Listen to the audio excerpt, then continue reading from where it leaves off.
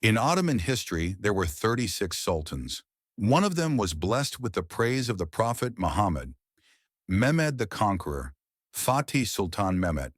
The Prophet, peace be upon him, said, "Constantinople shall surely be conquered. How blessed is the commander who conquers it, and how blessed are his soldiers." This prophecy came true 800 years later through Mehmed the Conqueror. Mehmed Sultan Mehmet was not only a ruler, but also a warrior who spent his life on horseback, moving from battle to battle. He ruled for 30 years, with 25 years spent on the battlefield. Due to constant campaigns, his body bore wounds, yet he never rested, always moving from conquest to conquest. But as with all great rulers, succession struggles began after his death. Cem Sultan and the battle for the throne. In 1481, Mehmed Sultan Mehmet passed away at Hünkar Çayırı in Gebze. His death was concealed for a time, while the powerful Janissary army looted Istanbul. The question arose, who would succeed him, Prince Bayezid or Prince Cem?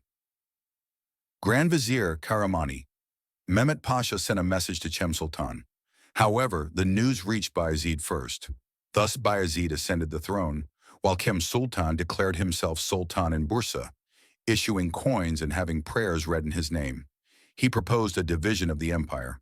You take Rumelia, I take Anatolia. Let us rule separately. But Bayezid responded firmly, just as a woman has only one husband, a state has only one sultan. Either you or I. The two brothers met with their armies. At Inagol, Cem Sultan was defeated and fled towards the Mamluk territories in Egypt.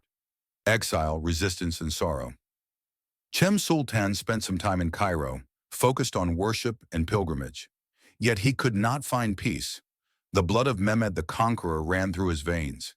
He attempted to raise an army again, but failed. Eventually, he sought refuge with the Knights of Rhodes. Upon arrival, the Crusader world celebrated.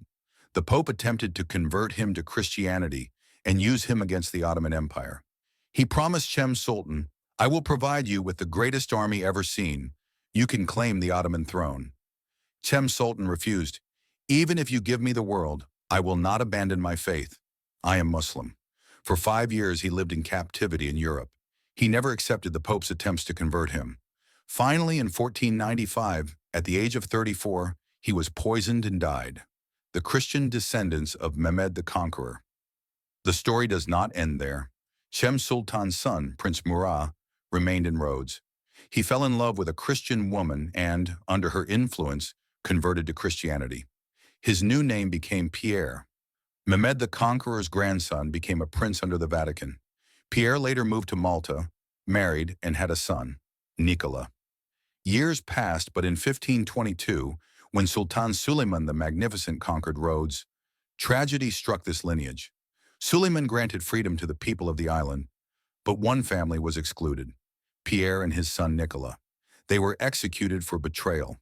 However, according to Christian sources, Nicola escaped to Malta. Since then, it is claimed that some descendants of Mehmed the Conqueror still live in Malta, Rome, and the Vatican, recognized as Catholic princes. Final note. In 2005, members of this family petitioned Osman Ertuğrul Efendi, head of the Ottoman dynasty. "We are also descendants of Osman Gazi and Mehmed the Conqueror." The response was clear. You serve Christianity, not Islam. Our mission is the path of Allah. There is a fundamental difference between us. You cannot be considered part of our dynasty. Thus, the descendants of Fatih Sultan Mehmet exist today, some loyal to Islam, others integrated into European Christian nobility. This remarkable story is one of the most tragic and dramatic chapters in Ottoman history, bridging faith, power, and legacy.